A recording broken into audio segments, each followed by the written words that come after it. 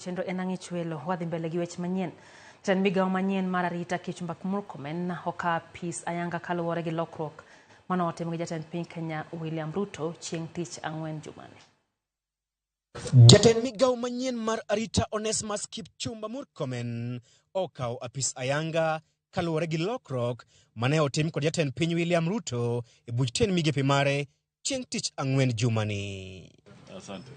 Kipchumba ma osebedo katayo migao mar tuke koro dhi dino e yo mongirore fuok mane owe thuolo kod Profesa Kithure Kindiki tok jatend piny wale ka jalupne ka osingo mar chiwore ne ting' makamano. For those who are driving, traveling to every part of our country, please let's observe traffic rules and make sure that we make the work of our officers, whether in the Ministry of Transport or in this ministry, lighter as even they go about to facilitate your movements across the country. Maonge ketho seche, Murkomen osingo ne oganda jo Kenya ni arita margi ber to moloyo e kindegi mag nyasi mag Christmas kaachiel kod puoyo ogai mar jotend migepe Musalia Mudavadi kuom tayo migaono e yor kojolo. Let's observe the law. Let's drive roadworthy vehicles.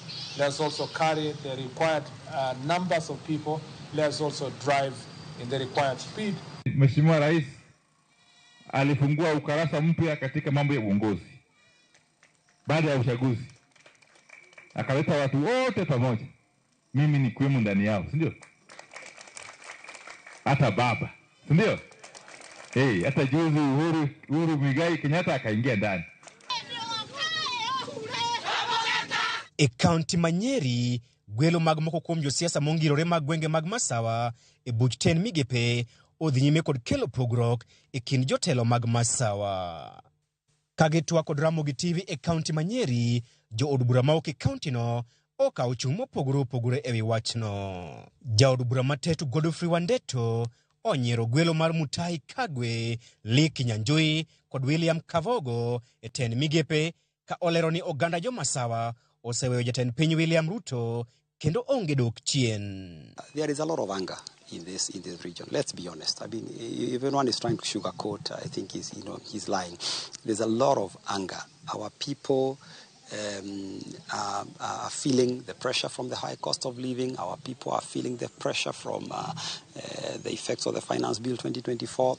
But more importantly, the removal of His Excellency the Deputy President Gachagua has really angered people in this region. I do not see this region, moving back, and it is likely that it is going to chart its own future. Elwedo machielo, Jod Bura masiro Lwedo William Ruto e kaunti ma Nyeri, kotelnegi kod Jod Bura ma Nyeri Town Duncan Madhenge, kod nyawadgi makieni Anthony Wainaina, orwako gwelo mar Mutahi Kagwe e sirikal, kendo pako Mutahi Kagwe kuom lony mar adhai e chenro mag sirikal. Mutahi is the most seasoned politician. He has perfected his duties. He has done so well, and even in this new Minister of Agriculture, I have no doubt. The narrative will change in two ways. One, we need to stimulate our economy to grow. Jodak ma Kisumu bende okodong chien ka gwelo makamano onyuolo paro mopogore e kind jodak mag kaunti no. Tiepegi manyocha complain ni samoro ano itima kama to natimoni kama, waneno kamage gik machalo ni timore. Onge gimoro kanyo ni oming'ato tich. Kamokete Murkomen kanyo rach mogik. To gimomiyo awacho ni rach mogik, Murkomen okwanene kanene kaka ng'ama nyalo kanyo. Wakari forward joma notimo mes chien wachako dugo gicha gidhi timo mes government.